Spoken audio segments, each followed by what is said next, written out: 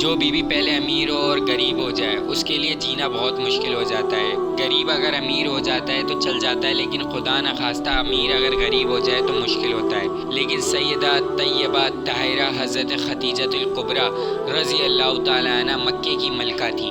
آپ فرماتی ہیں 20 نوکرانیاں تھیں میرے گھر۔ آپ فرماتی ہیں میں نے کبھی پانی کا گلاس اٹھ کر نہ پیا، پھر اسی بیوی نے حضور کی غلامی اختیار کر لی، کلمہ پڑھا۔ ابن سعد کہتے ہیں ظہر کا وقت حضرت خدیجہ الکبریٰ رضی اللہ تعالیٰ عنہ نے اپنا مال حضور اکرم صلی اللہ علیہ وآلہ وسلم کے قدم مبارک میں رکھ دیا، اور عصر سے پہلے میرے آقا مصطفیٰ نے وہ سب غریبوں میں تقسیم کر دیا۔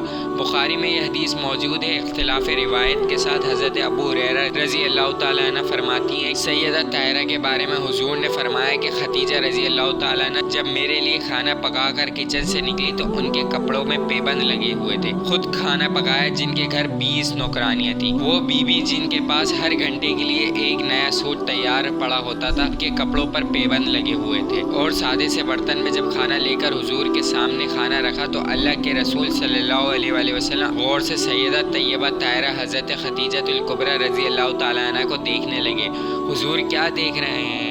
محبوب فرمانے لگے خدیجہ تیرے آنے سے پہلے جبریل امین آ گئے، اور وہ آ کر کہنے لگے یا رسول اللہ حضرت خدیجہ الکبریٰ کھانا لے کر آ رہی ہیں۔ رب فرماتا ہے جب خدیجہ کھانا لے کر آئے تو اسے اس کے رب کا سلام کہنا۔ حضرت خدیجہ نے قربانی دی، نبی پاک کی 4 بیٹیوں نے قربانی دی، اور کس طرح کا ایمان کہ ابن ماجہ میں حدیث ہے، غور کرنا۔ حضرت قاسم نبی پاک صلی اللہ علیہ وسلم کے صاحبزادے، حضور کی 4 بیٹیاں اور 2 بیٹے ہیں۔ بہت سے لوگ اس بات پر انکار کرتے ہیں کہ حضرت خدیجہ رضی اللہ تعالیٰ عنہ کی ایک ہی بیٹی تھی۔ خیر حضرت قاسم وصال کر گئے تو حضرت خدیجہ رضی اللہ تعالیٰ عنہ سے حضور نے فرمایا کہ خدیجہ غم نہ کر، اگر تو کہے تو میں یہاں بیٹھے بیٹھے تجھے تیرے بیٹے کی آواز سناؤں، عرض کروں رب کی بارگاہ میں، بتا ابھی سناؤں، تیرا بیٹا بولے گا جنت میں، آواز یہاں مکے میں آئے گی۔ تو حضرت خدیجہ الکبریٰ رضی اللہ تعالیٰ عنہ کا ایمان دیکھیں۔ حضرت خدیجہ الکبریٰ رضی اللہ تعالیٰ عنہ نے کہا کہ اے محبوبہ مجھے سننے کی کیا ضرورت، میں اللہ کو بھی مانتی ہوں اور محمد مصطفیٰ کو بھی مانتی ہوں، میں بن دیکھے ہی مانتی ہوں، میں بن دیکھے ہی مانتی ہوں۔ جب بھی حضور نے حضرت خدیجہ سے جیسا کہا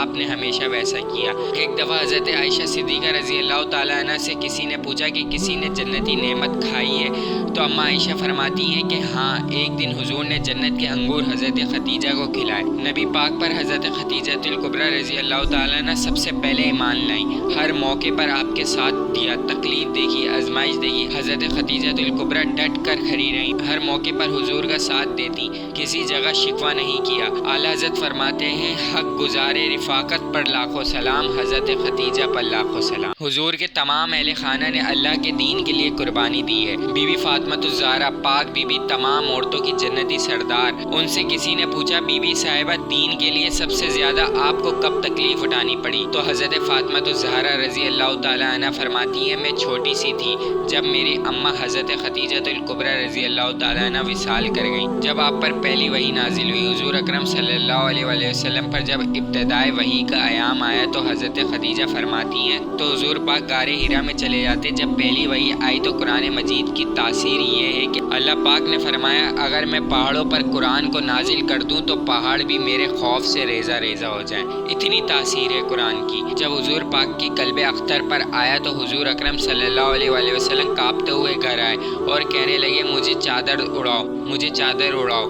حضرت خدیجہ نے جب چادر دی تو بیٹھ گئے اور کہنے لگے خدیجہ آج کوئی آنے والا آیا ہے، اور اقرأ باسم ربک الذی خلق یہ آیت اس نے مجھے دی ہے، اور ابھی میں بڑے خوف کے عالم میں ہوں۔ تو اس وقت جناب حضرت خدیجہ رضی اللہ تعالیٰ عنہ پتہ ہے کیا فرماتی ہیں؟ آپ کہنے لگیں کہ یا رسول اللہ صلی اللہ علیہ وسلم آپ ڈریے نہیں، رب آپ کو عزتوں سے نوازے گا، کبھی رسوا نہیں کرے گا۔ دلیل کیا ہے؟ حضرت خدیجہ کہنے لگی آپ رحم دل ہیں، غریبوں کی مدد کرتے ہیں، مسکینوں کا خیال رکھتے ہیں، اور حضور کمزوروں کا بوجھ اٹھاتے ہیں۔ جس کے اندر یہ خوبیاں ہوں تو اللہ اسے عزت ہی عطا کرے گا۔ حضرت خدیجہ سب سے پہلے حضور پر ایمان لائیں۔